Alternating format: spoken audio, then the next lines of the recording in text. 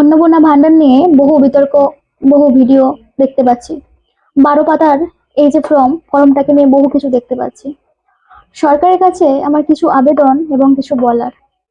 অবশ্যই সরকার যেইভাবে মানুষকে বলেছে যে 1 জুন থেকে টাকা দেবে প্রত্যেক জনের, যাদের লক্ষ্মী ভান্ডার যেনারা পেতেন তারা আর কিছু করতো না, অনেকগুলো বিষয় এখানে বলেছে। একবার বলেছে যে কিছুই করতে হবে না, যারা অশিক্ষিত, যারা পড়াশোনা জানে না তারাও লক্ষ্মী ভান্ডার, এই অন্নপূর্ণা ভান্ডারের ফর্ম ফিল আপ করতে পারবে।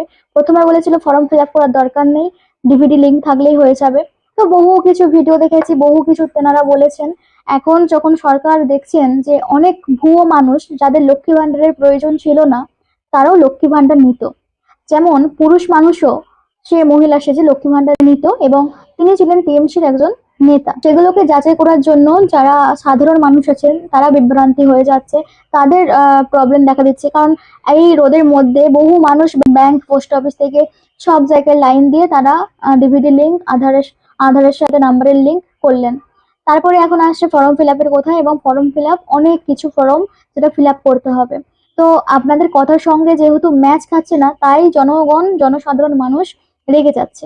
অবশ্যই আমরা চাইবো না যে কোনো ভুয়ো মানুষ তারা লক্ষ্মী ভান্ডার কিংবা অন্নপূর্ণার ভান্ডার পাক। অবশ্যই চাইবো আপনারা এগুলো যাচাই করবেন, দেবেন। কিন্তু যেই মানুষগুলো লক্ষ্মী ভান্ডার পেতেন তারা তো সবাই আর ভুয়ো নয়। আপনার মতো নারীরা বিচ্ছেদ হতে পারে না, তারা তো এত যন্ত্রণা পোহাতে পারে না। এগুলো আপনারা সরকারে আসার পর দেখছেন যে অনেক ভুয়ো বেরিয়েছে।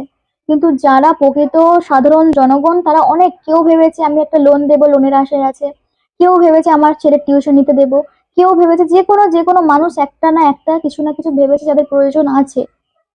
কিন্তু আপনারা যেটা করছেন, সত্যিই জনগণ বিরক্তি হয়ে যাচ্ছে। সত্যিই জনগণ অস্বস্তি ফিল করছে যে ভোটের আগে কথা অন্যরকম ছিল, ভোটের পর অন্যরকম হচ্ছে।